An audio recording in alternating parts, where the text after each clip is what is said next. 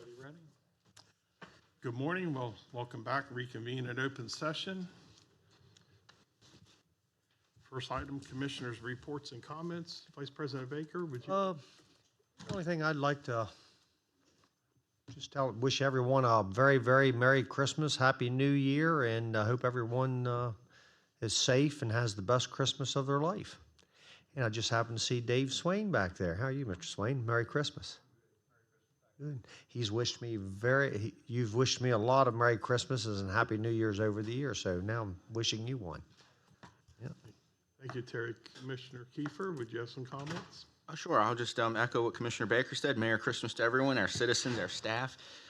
Also, 2019, I think, saw a lot of progress in many areas, and I think we have a lot to be thankful for within our organization, and that is, I think, our staff working hard to make us look good more than anything. So, Merry Christmas to all.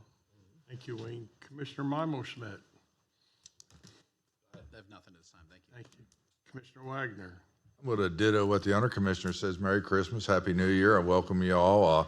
I want to congratulate all the employees who made it through another year, and especially the ones that got to retire. I'm jealous. Yeah. I think Jim Plummer, Merle Seville, Kathy Crobeth, Steve Goodrich. I probably forgot a couple. But, congratulations are well deserved. It served a lot of time for the county, and Terry said, hi, Dave. I'm sure you're here for the veterans. I have that idea. Yeah. So thank you all again. Again, also, I'd like to thank all our recent retirees for their service. We attended an event this week for Jim and Merle, and it's sorry to see them go. They've made a lot of contributions, and their infrastructure designs and needs probably did a lot to benefit the public more than we could actually realize. And again, I'd like to close with thanking all of our employees for a very successful 2019. With that being said, I'd like to move forward to reports from county staff. Is there anybody in the front row? You have a napkin.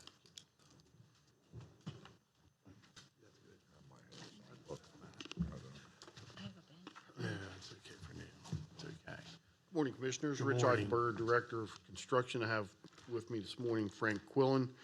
I'd like to pass along some accolades for Frank. Frank's been a longtime county employee, and as one of his duties that he has taken on extra, he has been a member of the Maryland Building Officials Association since December of 2015.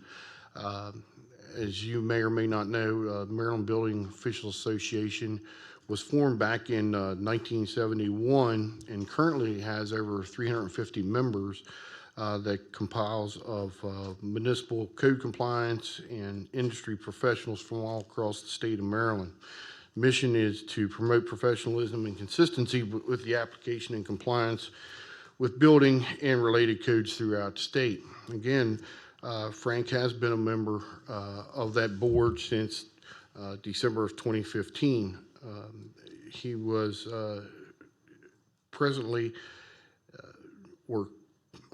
previously he was chairman of the Code Compliance Committee and has worked very hard at that over the last several years, was reelected as the director at large at the December 2017 meeting, and this past week MBOA held their annual business meeting, and at that meeting Frank was nominated and has been elected the first vice president of Maryland Building Officials Association. So very proud of that. Just wanted to give Frank a little publicity on that and make sure that the commissioners understood that our staff is committed to doing everything that we can to provide the best possible service for the county and to the citizens of Washington County.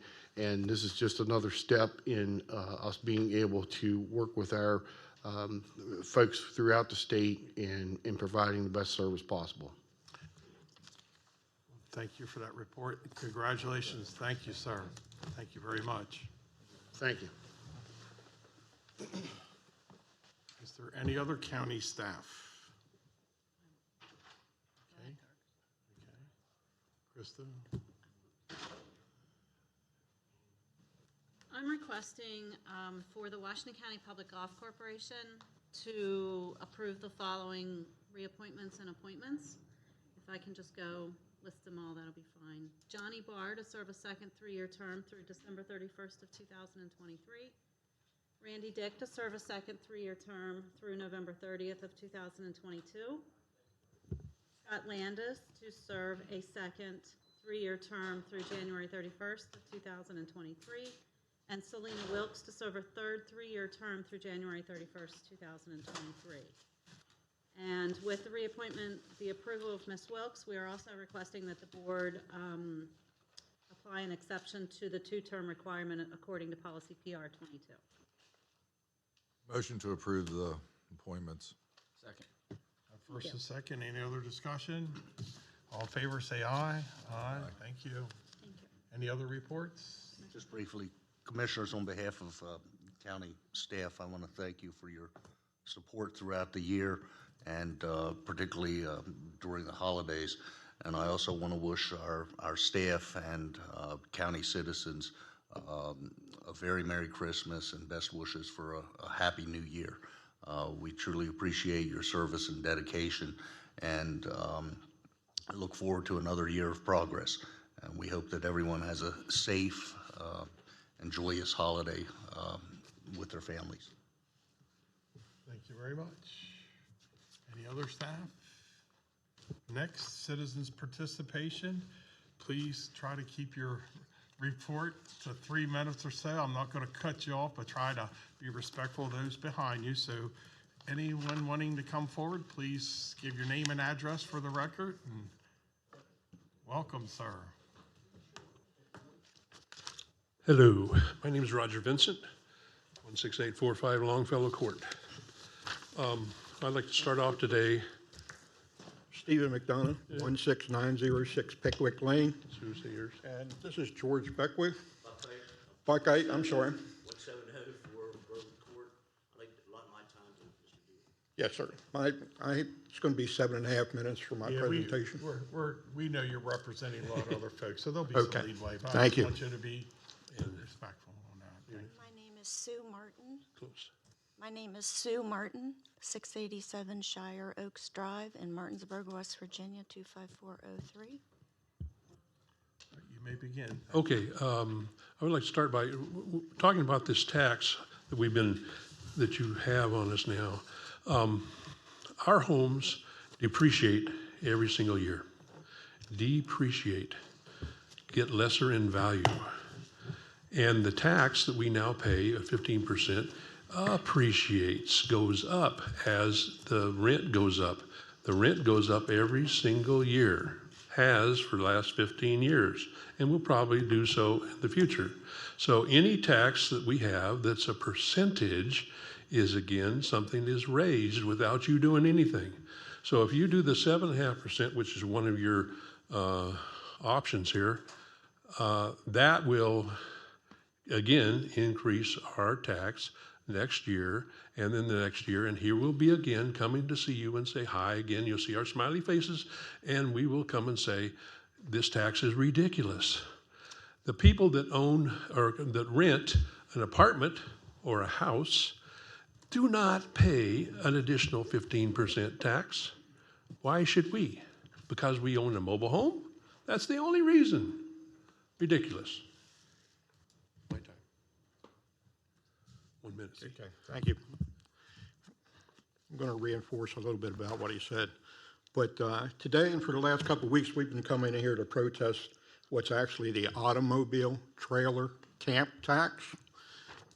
Okay, and we've exposed it for what it is. It really is a campground tax. In 1963, politicians wanted a way to tax the citizens that were living in what were called mobile homes. So they've created a backdoor approach to taxing personal property. They were unable to tax our homes because the state of Maryland chose to title these homes as automobiles. The state of Maryland created the circumstances that led to the creation of this law.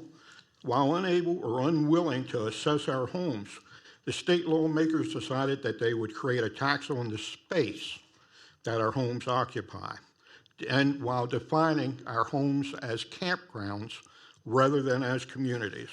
This tax was and is at a 15% of the rent paid to the property owner. This law and any law that replaces it is unfair, biased, and discriminatory. This is no longer 1963 when this law was created. Since then, many laws and social norms have changed. In 1976, HUD created building standards that retired the terms mobile homes and trailers in favor of the term manufactured housing, which accurately describes their use. At that time, this law should have been eliminated. This law is biased in that it does not recognize that we live in manufactured homes instead of mobile homes or trailers, and not in camps. The mere mention of someone living in a mobile home immediately creates a negative connotations. Until recently, many of you did not use the correct name of the law, instead choosing to call it the mobile home tax law. Its name is the Automobile Trailer Camp Tax Law that defines camps.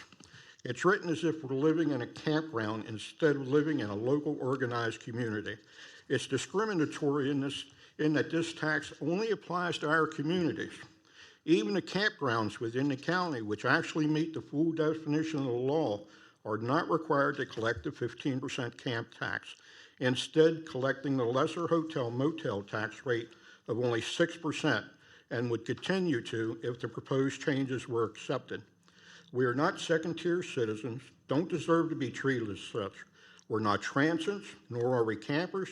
Many of us are lifelong residents, while some choose to retire here. We are renters, tenants of an organized community. We've invested in our homes while other renters and tenants do not. We live, work, play, and pay our taxes as other renters and tenants in the county do. In reality, there are 937 homeowners within 21 communities in the county that are in a camp. There are no fences or guards to contain us.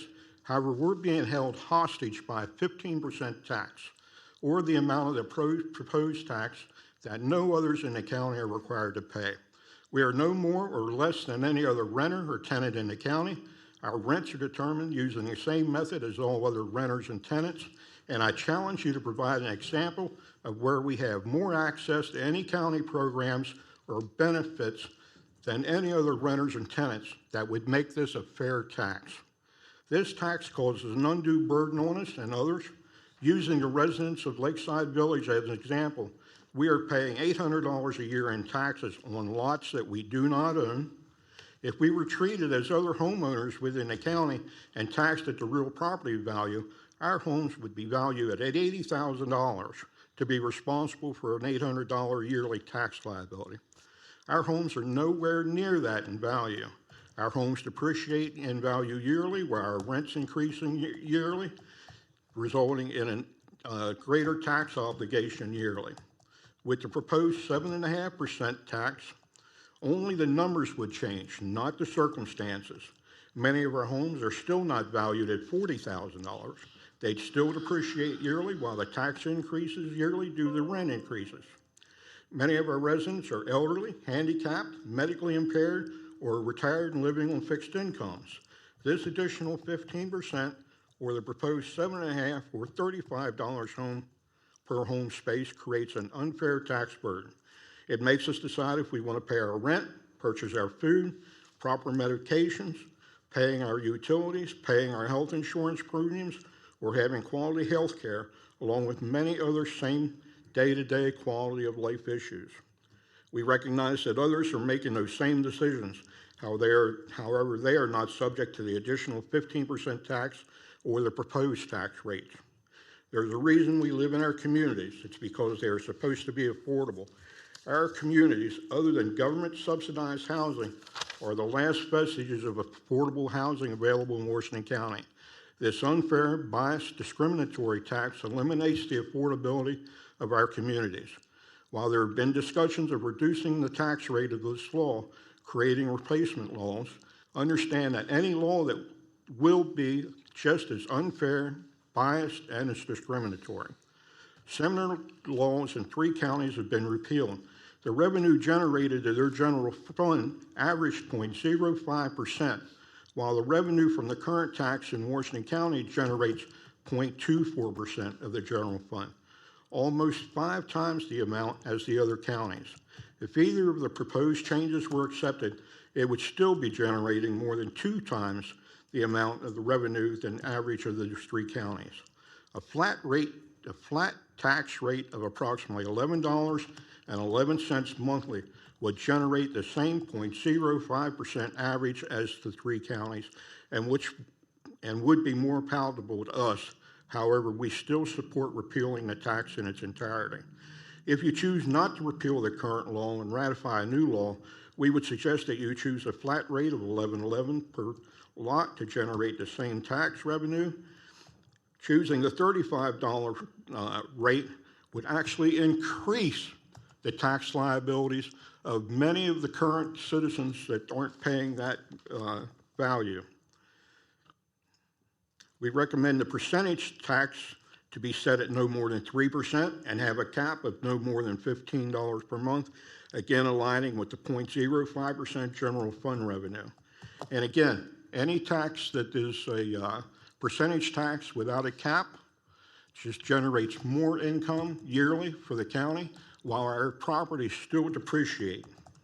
In closing, please recognize that we live in manufactured housing, that we live in communities, not camps, and immediately repeal this unfair, biased, and discriminatory law while also rejecting any new tax designed to replace this law. Thank you. What did you say that maximum tax percent Fif- should be? Excuse me? You just 3%. We recommend a 3% tax. Okay, that still gives you more than $11.11 a month, by the way. Who's next? Please introduce yourself again. So, Hi, my name's Brenda K. Jones. My address is 17021 Burwood Court, lot 148, and that's Hagerstown, Maryland. I was here the last time, and this time I want to focus on what you have offered. The 7.5% is not a good idea because I have proof here. I only paid $20,000 for my mobile home. At 7.5%, I'm going to be taxed on a $40,000 mobile home. My mobile home depreciates. It's not worth that. So how can you tax me on that? If you want to tax me, then come out and appraise my mobile home every year, like you do homes. They only appraise homes every 3 years. Okay, every 3 years. Come out every 3 years. Appraise my mobile home. Don't just sit back and say, well, we're just going to do it this way or that way. It's a hardship on me. Even the $35, it's a hardship. I think it should all be repelled. We should not have to pay taxes on this. You know, I have to choose between my medication or my premiums for my doctors. You know, I can't go to my doctors because I can't afford to pay my premium, my deductible, my co-pays. I just hope that you really take everything into consideration with this tax because I feel it is very unfair. Thank you. thank you. And next, Hello. please. Hello, my name is Sue Martin, 687 Shire Oaks Drive in Martinsburg, West Virginia. I own a small mobile home park here in Boonesboro. I've owned it for about 12 years, and since I reside in West Virginia, and I also have 4 mobile home parks in West Virginia, I'm more familiar with their way of doing it, which is through property tax. The West Virginia state provides the county with what they consider to be an appropriate amount for the assessment of that mobile home. Most of my tenants in West Virginia, homeowners in West Virginia, pay from anywhere from $25 a year to maybe about $100, close to $200 on a brand new double wide. So you can see the proportion of it is way off. And I know Washington County is different from Berkeley County as far as taxes are concerned, but when you consider that much difference, I'm in awe to realize that my tenants pay $68 a month to Washington County. And I feel that's inappropriate and unnecessary. Most of my people are widowed, single women, older people have retired, they've sold their home and downsized, or they can't afford to buy a stick-built home. So I think the whole reasoning behind the automobile camper tax is so antiquated. It's almost, my mouth dropped when I first read even the descriptions in it. When I was 2 years old, my father purchased an 8 wide by 25 feet long that we lived in when I was 2 years old. And he was a pastor, and he was building the church, and we lived in an 8 wide, which he pulled behind the home. And I think that's maybe what this law was maybe built for, that situation in Southern Maryland where we lived. So you can see that the law is totally, it's an antique. It needs to be probably repealed altogether, or whatever the legal term is. I don't think it's necessary for the county to tax any mobile home rent. If you don't tax an apartment rent and have stick-built home rent, why do you tax a mobile home rent? Which really, mobile home isn't even the right term. I'm in the habit of saying that, but it's a manufactured housing per HUD. They call it a manufactured home. And so I don't know what else I could bring to the table with that, other than to say that I hope you don't tax my people at all. It seems of no purpose. I pay over $1,000 a month in real estate tax for my little tiny park. It's about $12,000 a year I pay in real estate taxes, and I don't see the purpose of charging little old ladies, a lot of them, $68 a month is what I have to charge. And if you keep it at any kind of rate over more than like $10 or $15 a month, I feel like that would be way plenty. But it's just not, it doesn't seem reasonable to me. This tax just doesn't seem reasonable to me as a park owner. And if you make the park owner not pay it and not take it out of their rent, we're going to just have to raise the rent, because property management, you have to raise the rent to cover your costs. Now, I'm not in the habit of raising every year. I've owned the park for 12 years, and I've raised it 3 times. I'm a hands-on owner, and I try to be good to my people. I get to know my people, and because of that, I don't like to see them taxed like this. And I'd like to help in any way possible, answering any questions. My husband and I have been in the business for over 40 years, and I appreciate so much you considering just getting rid of the tax altogether. If that's at all possible, that would be the greatest Christmas gift since Jesus. So, Amen. So, thank you. Thank you very much. Appreciate your comments. Is there any other citizens who'd like to come forward?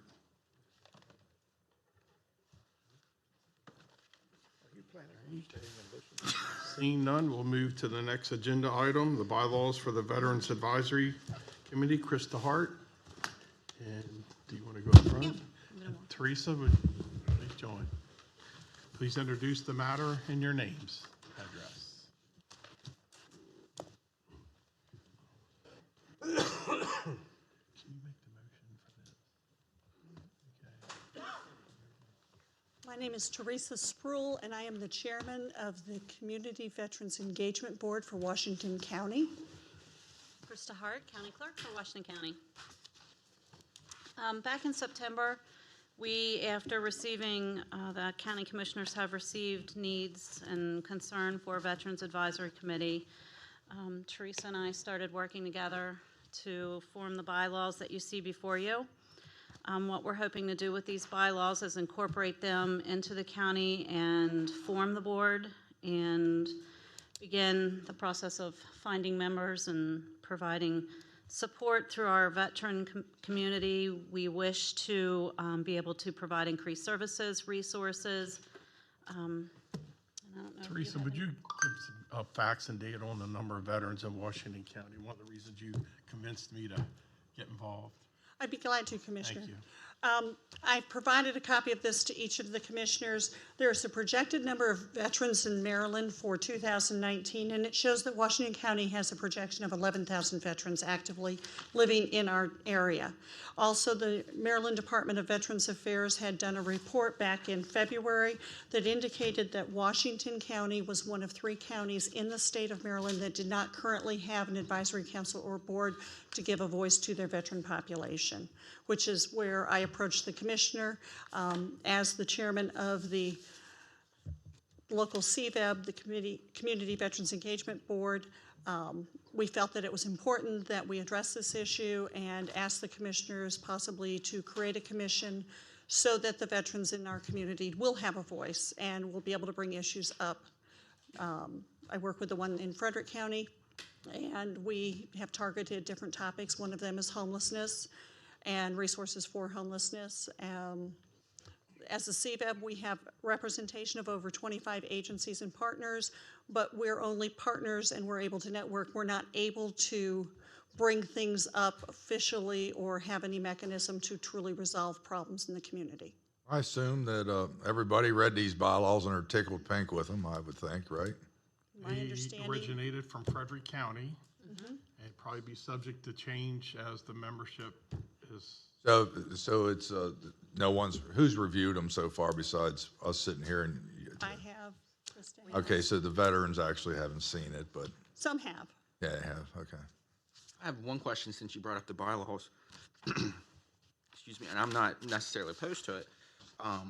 All members shall be registered voters and residents of Washington County. Usually on our boards, we just say residents of Washington County. I would imagine veterans being very, civic conscious of the community probably are registered, but is that an okay requirement to have? Is this, pardon the interruption, is this something after the membership's appointed, they can review and remove, add their bylaws? This was just taken to have a, I hate to use the word cookie cutter approach, so we have something to begin the official vote and start the committee. So Wayne, that's something that could be changed. These bylaws have taken shape from using the Frederick County Veterans Advisory Council.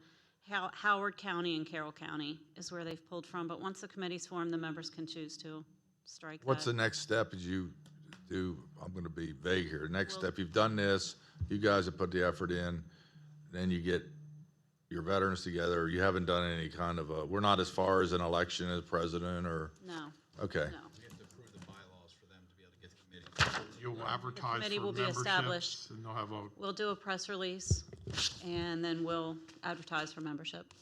makes sense to me, yeah. So the only comment I have on the bylaws is, it's asked for the Director of Washington County Health Department Behavioral Health Services Division or the Director's designee. I personally would like to make sure that we have the Behavioral Health Services Director. I think it's important enough that we don't need a designate. We can change that. That's my only comment. yeah, and both suggestions can be added as we get the committee up and running for their bylaws. My only thing is with, I have no problem defaulting to that, but my only thing is if that person's going to be a member of the committee to adjust it, I'd prefer to have the real person than to designate. But if we need to defer to later, it could change the membership. And for me, I just, your mission, identifying the needs of the veteran community, I think that's pretty special. I'm pretty fortunate. I'm the son of a World War II veteran. My dad served in many capacities in World War II. And so I just think your mission is really, really special. So All right, having that discussion, is there a motion? I'd like to make the motion to approve the bylaws of the Washington County Veterans Advisory Committee as presented. Is there a second? I'll second. Having a first and a second, is there any other discussion? Hearing none, all those in favor say aye. Aye. Congratulations, thank you very much. In addition, President Klein and Commissioners, we may have some veterans here that might want to speak Yes, on would the you matter. stand up and introduce yourself, any of the veterans in the audience? Pint Day, I see two back there. There's a whole lot of them back there. Oh,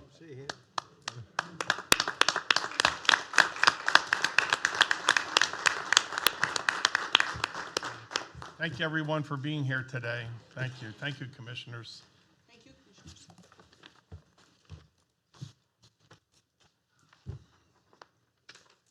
Next on the agenda, Washington County Fire Rescue and Association Insurance Renewal. Please come forward and introduce yourself. Thank you very much, Krista Hart.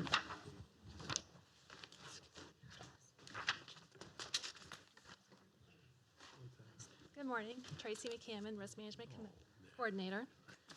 Good morning, Anthony Davis, Aon Risk Services. And we're here to present the Fire and Rescue Association Insurance Renewal for January 1, 2020 to January 1, 2021. Recommended motion, the move to renew the commercial property, auto, and casualty package with VFIS Insurance Company at the quoted premium of $337,317, and the workers' compensation insurance with Chesapeake Employers Insurance Company at the quoted premium of $513,123. Additional cyber liability is recommended and will be placed with Hiscox Insurance Company for a premium of $3,707.71. Last year, the insurance package was marketed by Aon, and 2 proposals were received. VFIS submitted the lowest proposal at the time, so therefore there was not a need to market the insurance package this time.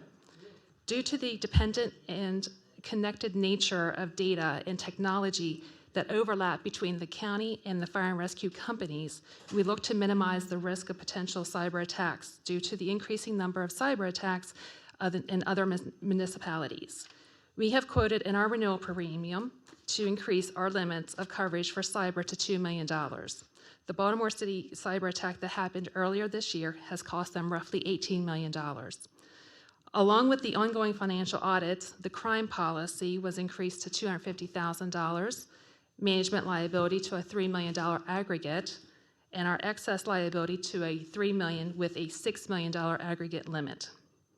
Even with the recommended increase in limits, total premium for both programs is $854,147.71.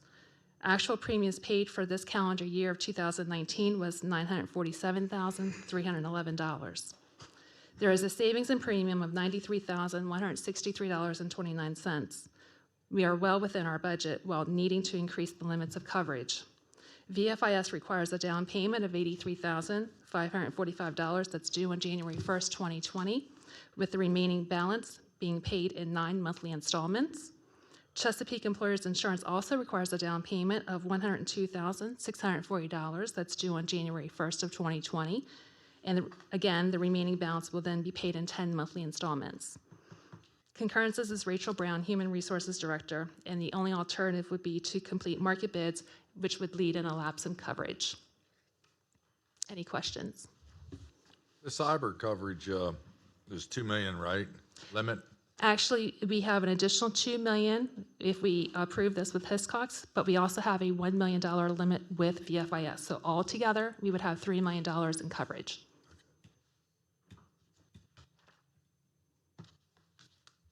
And it just looks like you $93,000 savings from last time. Yes, sir. Commissioners, any other comments? Any, since we're adding additional coverage, it looks like with the cyber liability, was anything mentioned as to why, or maybe the gentleman from Aon, why the premium decreased, which is a good thing, not questioning that, but was there something that stood out that maybe we can keep a focus on to make sure that premium stays low? There are a number of moving parts with regard to the reduction in premium. It wasn't driven by the cyber. We saw the cyber as an opportunity to increase coverage, needed protection, especially for the first responders.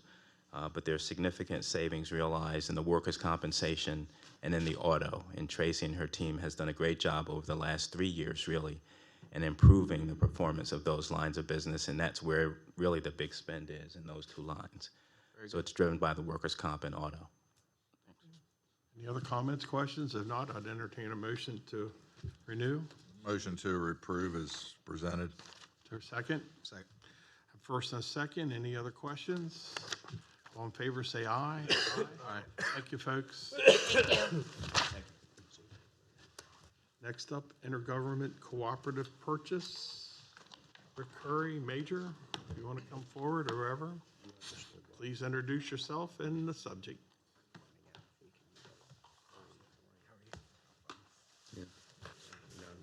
Good morning, Rick Curry, Director of Purchasing.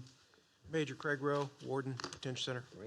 Subject before you is Intergovernment Cooperative Purchase, INTG 19-0026, for one body scanner for the Sheriff's Office. The recommendation is by resolution, the Sheriff's Office to purchase one body scanner related equipment from Sexurex, I can't pronounce that word on there. Government's, what is it? Sizerex Government Services Incorporated of Herndon, Virginia, and to authorize a GSA contract GS-35F-210DA in amount of $149,000. The Code of Public Law, Section 106.3 allows the board to enter into a contract when another jurisdiction was a lead agency, as in this case it was. And GSA is a nationwide strategic sourcing program that government entities use for purchase of this type of equipment. The department is experiencing some contraband that's been coming into the jail, and this will help deter that from happening. You can see the fiscal impact for a budget of $167,750. We have concurrence from the sheriff, and also you have the quote attached to the ARF. Any questions? Just a real quick question. I think it's just a typo. Under alternatives, Yes, sir. it says, we could do our own bid, which probably is not favorable, or utilize the GSA contract, which does offer better pricing. I'm assuming the GSA contract is what we're talking about. Yes, sir. Okay. When it was said alternative, I was like, is there another GSA contract? No, I sir. just wanted to clear. Motion to approve. Second. First and a second, any other discussion? All in favor, say aye. Aye. Thank you, gentlemen. Thank you. Yes, sir. Yes, sir. Next up, bid award, Courthouse and Clerk's Office. Mr. Tucker, welcome.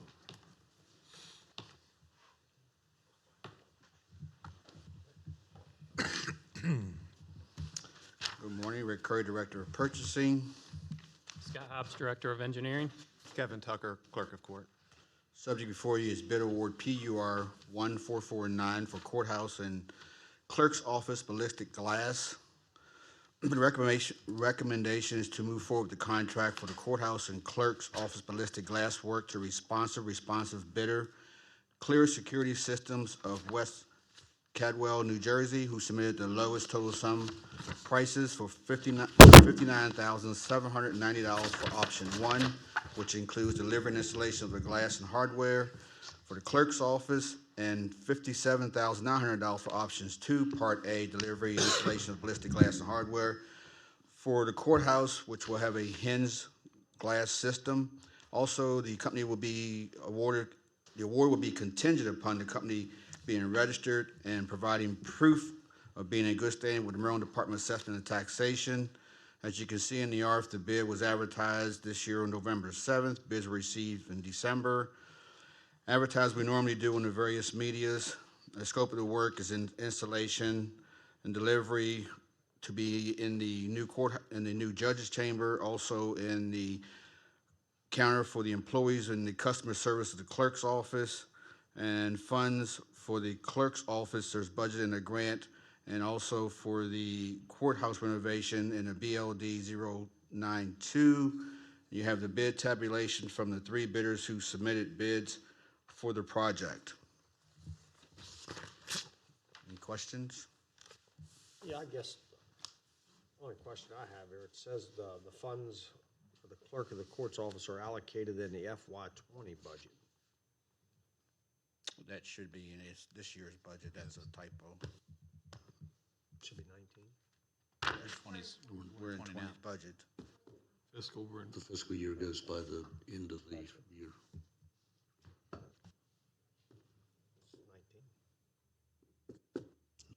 Year ends Fiscal June year. 30th, Gotcha. 2020. Commissioners, any more comments, questions? There's a motion to move forward, or is there a motion to move to award? Make the motion to award the contract. Second. I have a first and a second. Any further discussion?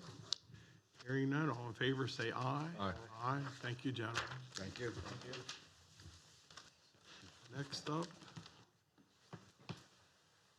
construction award. Millwork for the courthouse, Mr. Hobbs. Yes, good morning. Scott Hobbs, Director of Engineering. As we just talked about, that was one project for the renovation for the new courtroom at the Circuit Court. It's a former offices of the Register of Wills. So this project is for the recommendation to award the contract for the millwork for the Circuit Courthouse renovation to the lowest responsible bidder, Beachley Millwork Company of Smithsburg, in the amount of $75,237. Project was advertised on county's website, email marketplace. One bid was received. The engineer's estimate for this work was $75,000. The work involves furnishing and installing millwork, the judge's bench, benches, witness stand, shelving, cabinets, trim for the newly renovated space on the first floor of the Circuit Courthouse, formerly the Register of Wills office. Project is a 75 consecutive calendar day contract with anticipated notice to proceed in January and a completion date in March. And this is a budgeted capital improvement plan with BLD 092. With that, if there's any questions. Now, since you said there was only one bid received, is this within your, I guess, range that you think it should cost? Yes, the estimate was right at 75, The bid. and Yeah. it came in at $200 Right. plus 1,000 less. Okay. I just, being one bid kind of, It's $237 over budget. well, I thought it's 4,000 below. It's 4,000 below. Oh, 237, you're right. I thought 79. All right. I'm good. thankful the contractor is Beachley. Yes, local contractor. It's specialty work with some of the millwork, so that was, I think that goes into it. We had some other interested I think it would bidders. be nice when that courthouse room is open, since a lot of the work was done by local artisans and it's our new courthouse, that we might have an opportunity to take a look. Hopefully, that's the only opportunity I would have to see the court. Right. Yes, and with our staff, with the facilities department, has working on the walls and the doors. So to have that staff in-house work as part of this also, these are the projects that we need above and beyond of the county staff workers to get the job done. Okay, any other questions? If not, motion? Make a motion to approve. Second. Second. I have first and second. Any further discussion? All in favor, say aye. Aye. Thank you very much.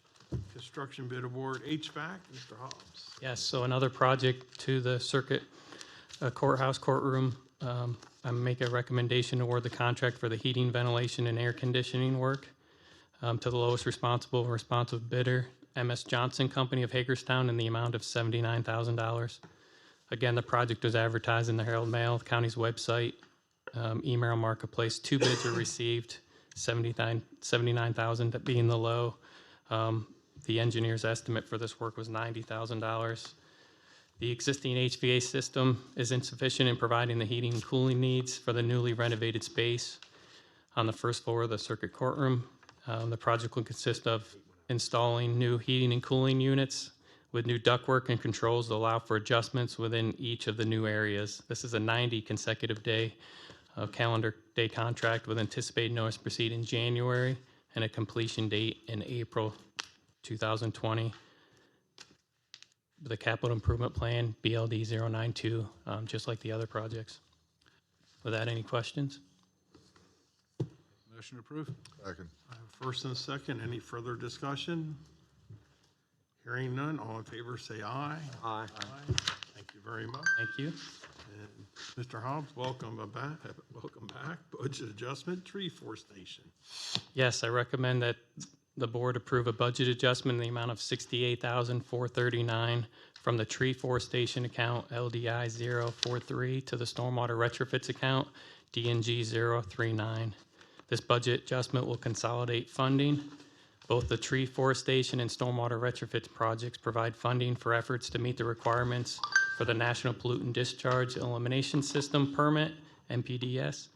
This transfer would consolidate the funds into a single project for better tracking and efficiencies. Attached is a budget adjustment form. And really, this is a housekeeping matter. Both items are part of our stormwater plan.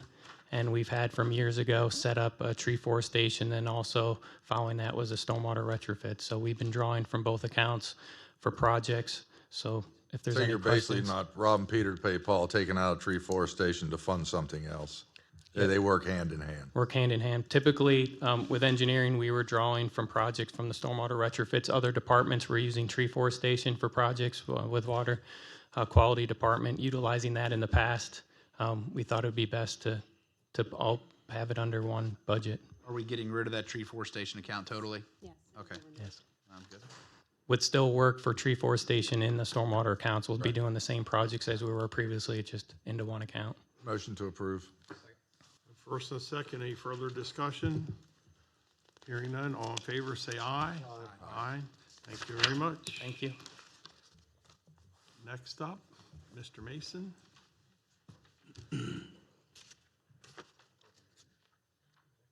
Please introduce yourself and the subject. Thank you. Good morning, Dave Mason, Department of Solid Waste. Morning. Last week, I was looking for approval for a lease for a tracked excavator. Commissioner Mondel Schmidt asked for some information on the difference between a purchase and the lease as far as cost. So in the RF you have in front of you, the purchase price of the excavator is $394,000. I gave you two examples of leases. The first one is dollar buyback, where at the end of the 5 years, we could purchase it for $1, and total lease payments after those 5 years would be $426,000. And then the balloon lease, which is more common type of lease. After 5 years, the total payment would be $432,000, and we could, buy the excavator for $64,000 at the end of those 5 years. Each lease is 3.85%.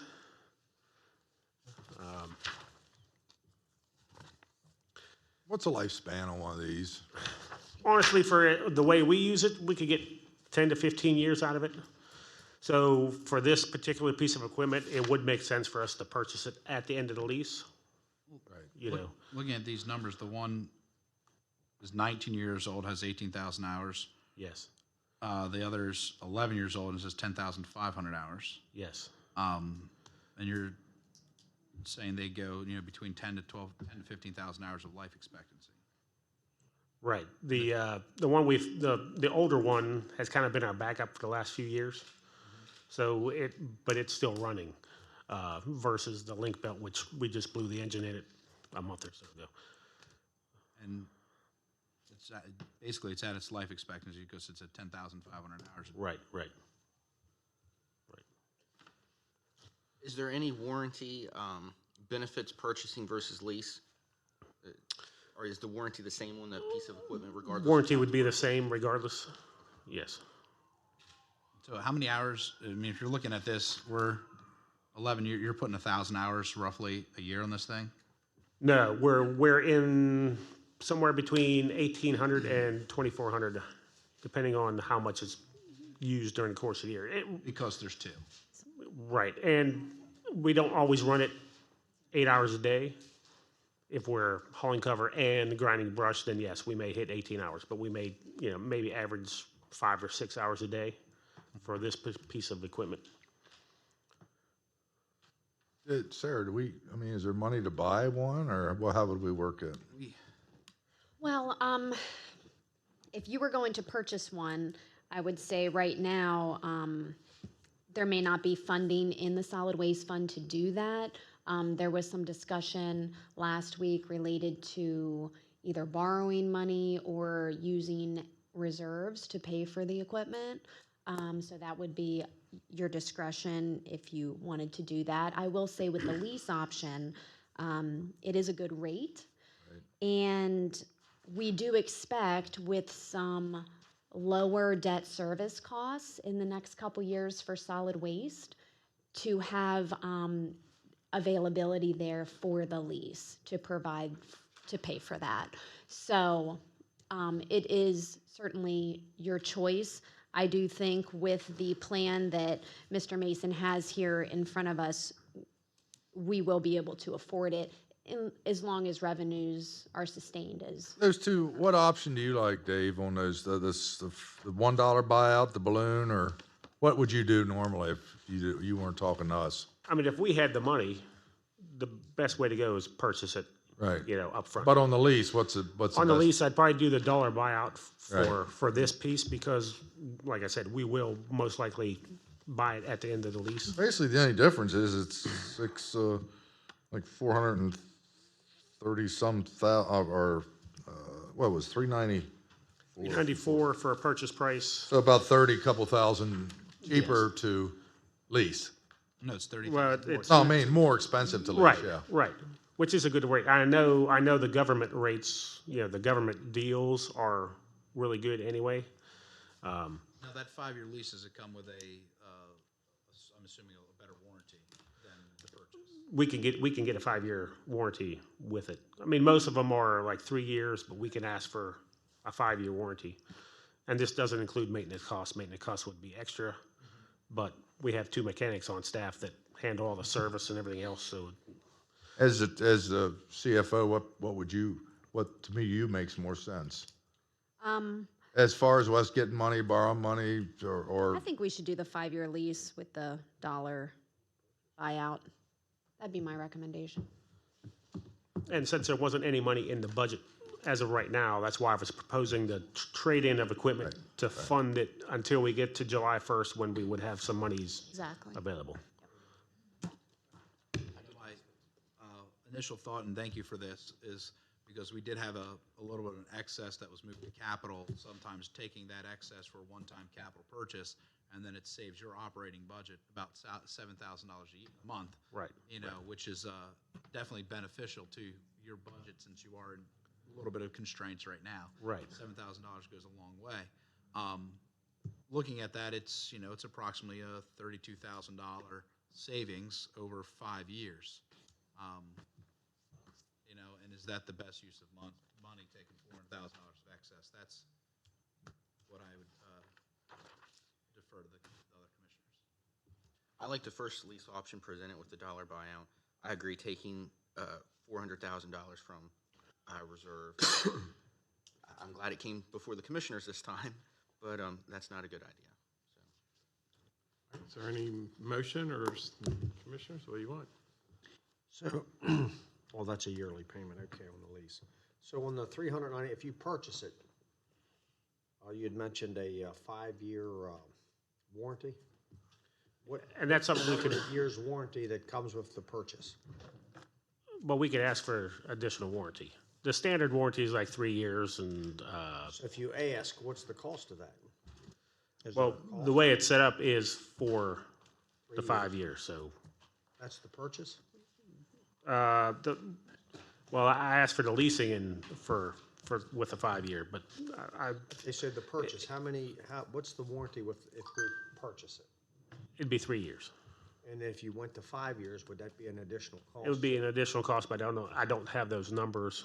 The reason we asked for the 5-year warranty was if we were going to lease it for 5 years, we thought maybe it should be on a warranty for 5 years, where if we purchased it, we'd just go with the standard. So if you matched apples to apples, 5 years on the lease and then up to 5 years on the purchase, then we've taken away some of this savings. Most likely, yes. Yeah, I don't know. I'd motion to do lease 5-year lease with a dollar buyout. Second. The first and second? And 2 motions? Quick question. Do we need to also make in that motion to sell this equipment to cover the first? Can I make an amendment to your motion that we sell the listed equipment with the 5-year lease $1 buyout? Everybody okay with that? Yep. All right, have first and second. Any other questions? All in favor, say aye. Aye. Aye, thank you very much. Thank you. Very good. I just apologize for the delay on that for a week, but I just that's want to all right. make sure we have all the information, so thank you That's again. not a problem. Hershey, the in the building.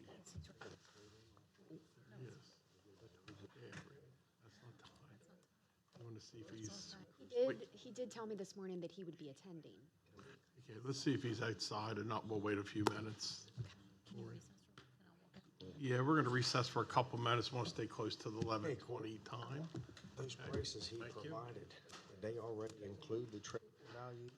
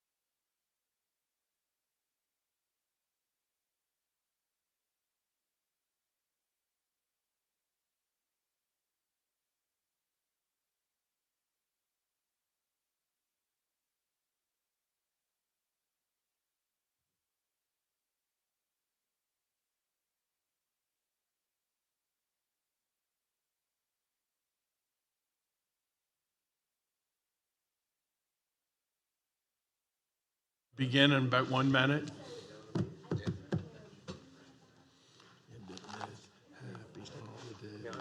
Money based on what the value of the home is. It's not updated after election. It's for informational purposes. Well, I mean, you do it. I mean, I really don't have authority to. Why wouldn't you? Talk to them guys, see what they want to do. This is an issue about decreasing. Well, look, Do you want We're looking for a recommendation to take something to public hearing if there's Okay. consensus. Okay, that's better, okay. Recommendation. Okay, folks, we're about to begin. So, are we on air? We are. As soon as we can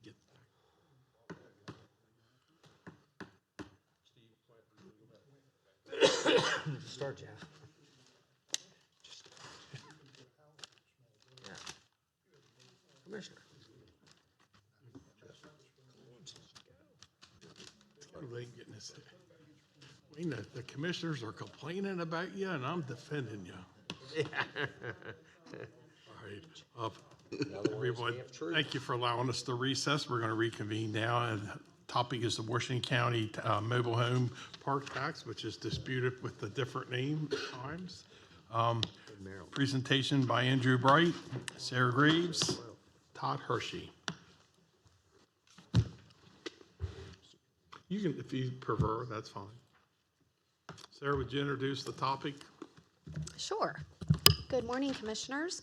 Sarah Greaves, Chief Financial Officer, here with Todd Hershey, County Treasurer, and Andrew Bright, I think, is going to actually take the lead, Assistant County Attorney today.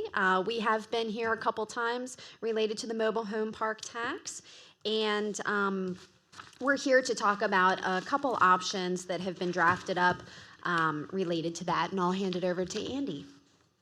2 weeks ago, you had requested that our office prepare optional revisions to the mobile home tax to accomplish two things. One, to bring the language of the ordinance up to date from the 56-year-old version that we're operating under currently, and to propose different possibilities or alternatives of reducing the amount of the tax.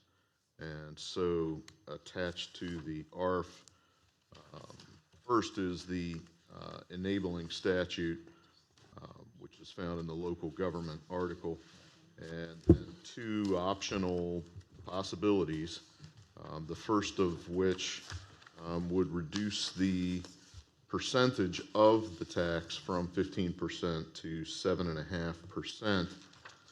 It also cleans up the definitions, refers to the mobile homes as the Maryland Code refers to the mobile homes as mobile homes, and gives a definition of those homes. The second option reduces the amount of the tax to a flat monthly rate per space, and accomplishes all the same other things about bringing the language of the ordinance up to modern terms. I guess the reservation about the using a flat rate per space would be that the tax by definition would become regressive. Those who are poor and paying a very low rent will be paying a higher percentage of tax than those who are living in a more opulent space and paying a high rent would be. They would all be paying one fixed monthly dollar number. The enabling statute, just to address one problem that was raised earlier, the enabling statute does not permit the counties to tax the actual mobile homes as has been proposed in various corners, and perhaps many people would like that to be the result. It just does not give the county that option. The only thing that it, in this context that it enables to be taxed is the rent that's paid to the mobile home park operator. So those are the two possibilities that we tossed out for discussion.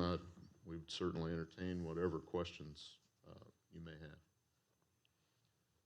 So a little on the same topic, but something I think that we need to address, and we've talked about this, is the first thing I would like to do is put on our, I guess, annual wish list or whatever for the delegation, is that I think that we should talk to the delegation and make it a priority of the commissioners that that we look at the delegation so that we can tax the actual trailers as property and look at, see what can be done at the state level. I think that should be a priority, because then at that point, then they're paying the same property tax as everybody else. So I understand the difficulty of that, but I still think it's something that we should go down that avenue. Commissioners, would you consider that request in a letter to the delegation as they, next month? I would like to do that and make it one of our priorities. With their input, yeah, I would agree. All right, we'll assemble a letter. It would be manufactured homes that they're going to be. It's assessed as normal property. It would be. We'll put together a letter to the delegation, review it, and move that forward.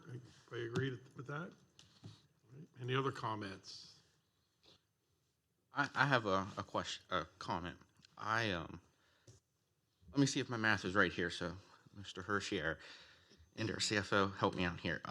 The lady who spoke mentioned her mobile home park in Boonesboro pays $12,000 a year in property taxes, and she has approximately 39 homes. So, averaged down over the year, that's $307.69 per home in yearly taxes. So that would make the value, if that was real estate we were talking about, a $30,000 property, mobile home, and a small plot of land that it sits on, about $30,000 in value, right? So first, I think we need to dispel that myth that these residents need to pay something. It's not fair to eliminate it, because they do pay something. That fee is obviously passed on to the tenants, just like if they lived in an apartment. That tax that the landlord collects, which is paid on to the tenant. So in essence, we need to realize that if we were to eliminate this tax altogether, they are paying taxes based on a $30,000 value. That's already being collected. So add that on to the $80,000, just to add insult to injury here, $80,000 in value for their mobile home, add in $30,000 that they're paying in property taxes, and you have a $110,000 value, okay? So I'd like us to consider that for a minute, let that digest. If my math is right, correct me if it isn't, but. No, I think it's Well, to have a quick question on that, how much of the property other than those lots is there? Because at Lakeside, there's a pool and there's other buildings that are not just those properties. So you're dividing up, but only between those properties. And I think the pool and some of the playground, that might be common property that each of the tenants would have an opportunity to That's what enjoy. I'm saying. So So that's part of the value. Yeah, so you can't say it's just that property that the tenants are paying, because there's overall. But it's property that they're enjoying the use of. Correct. So it's their property. Right. Yeah, but I guess what I'm saying, it's not going to increase the value of their house, it's increasing the value of the overall property. For taxes that they're already paying, yeah.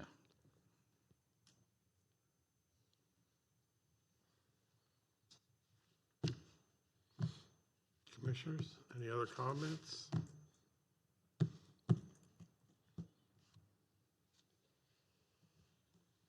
Recommendation to go to public hearing, or? Well, I think the first thing we need to do is decide if we're okay with option one, option two, one or the other. Do we have to have an option or something in those two areas before to take the public hearing? Yeah, you gotta have a proposed ordinance that you're gonna take to public hearing, so we need some type of direction as to which approach you wanna take. Can all three, well, I say three to add a elimination. Can three options be presented, or do we have to pick one to present at a public hearing? I think you should make a decision as to which one you wanna move forward to public hearing. But at the I mean, I don't- public hearing, we could also, Now, obviously, at the public hearing, individuals who are opposed to it can certainly come in, assuming that you were to choose option one or option two. Certainly, individuals who say, look, we're in favor of elimination could certainly come in and voice that, regardless of the fact that option one or option two is advanced to public hearing. And then even though that elimination wasn't presented at public hearing, do we still have the option to take that course. I think you would have the option to do that, yes. So we would have the ability to make adjustments after the public hearing. Yeah, Yes. You just can't increase it, you can decrease it, correct? I think that would be fair, yes. If you advertise and take the public hearing, option one at 7.5%, I don't think you can go back and enact a 10%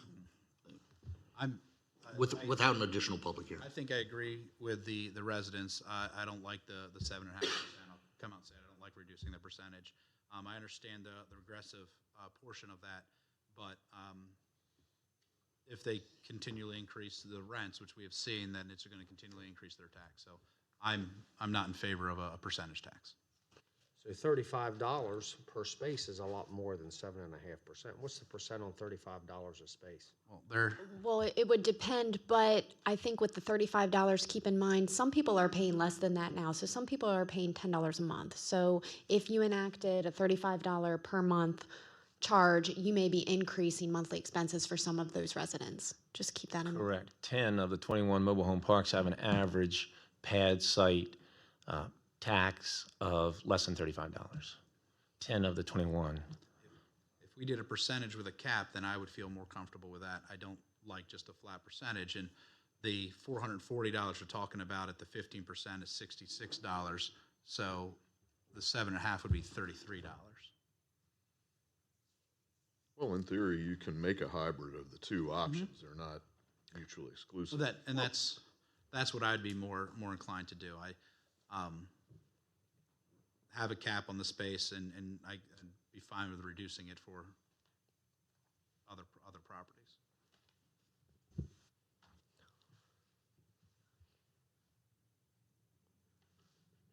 Did we find an answer to the question about my thought of like $10 for a single wide, $15 for a double wide? Is that? We researched that, and in theory, there's nothing that would prevent you from setting a tax like that. The practical difficulty is when you look around at the mobile home parks in Washington County, some of them have single wide spaces, but the real estate that they're sitting on might be 30, 40, 50 feet wide. I mean, ranchers. And then you've got other places where you've got a double wide space comparatively speaking. And you've got other spaces with a double wide that somebody has shoehorned into a lot that's not much bigger than the mobile home. And so the definitions of a double wide space versus a single wide space are difficult to navigate as a practical matter. I think too, related to that, we should try to be sensitive to the mobile home park owners who will be the ones ultimately recording and paying this tax as well, to try not to complicate it too much for their benefit. Just my conversation with the lady over here, I think she's savvy enough to distinguish, I have this many single wides, this many double wides. I think they would know.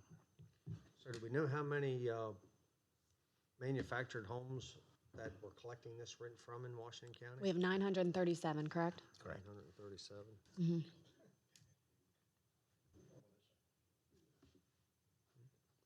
But a lot of them are sitting on their own property, right? Is that, we're counting the ones sitting on the property? No, the 937 You're are just in mobile counting home in parks. parks. Yep. The ones that the assessment office is not assessing, correct? I got you. Correct. Yes.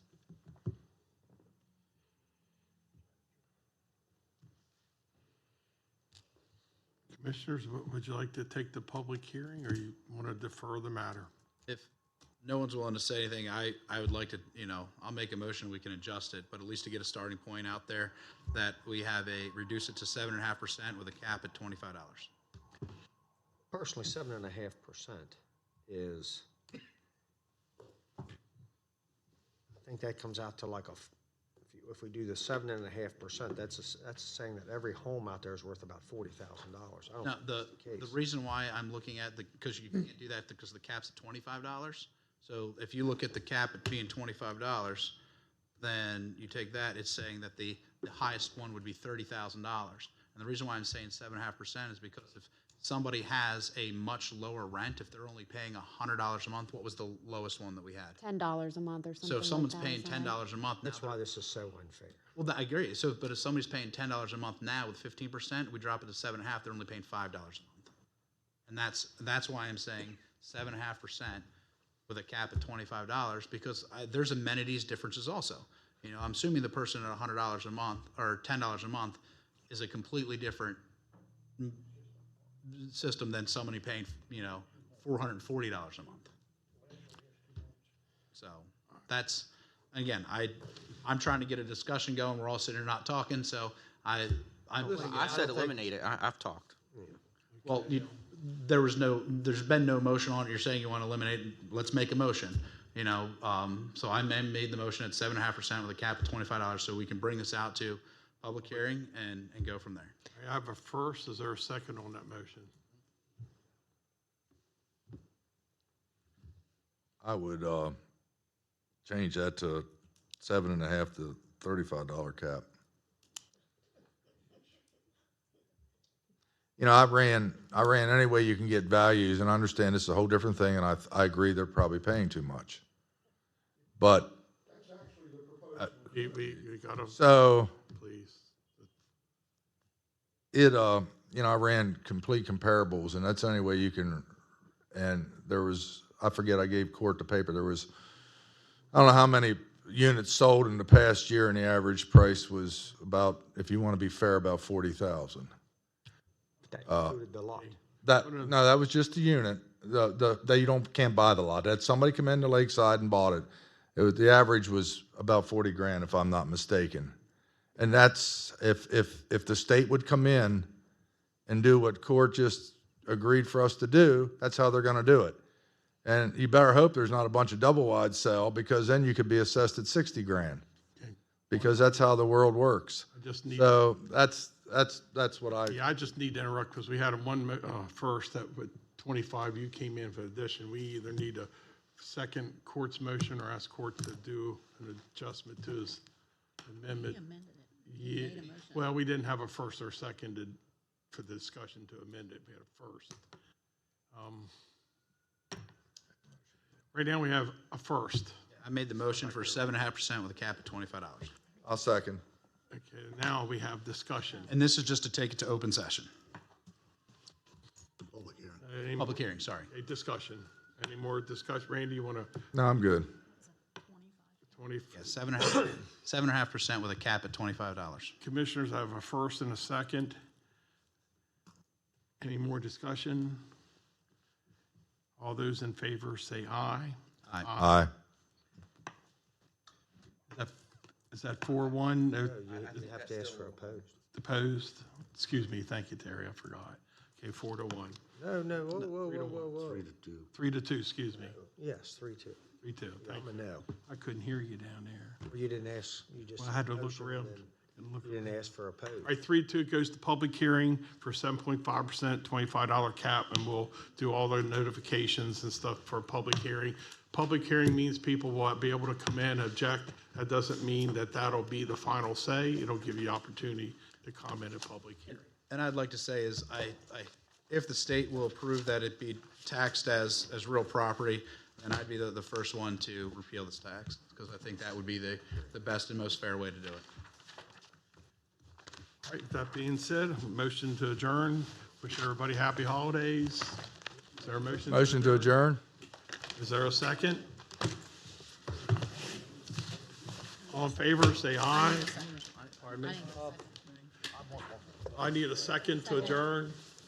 Second.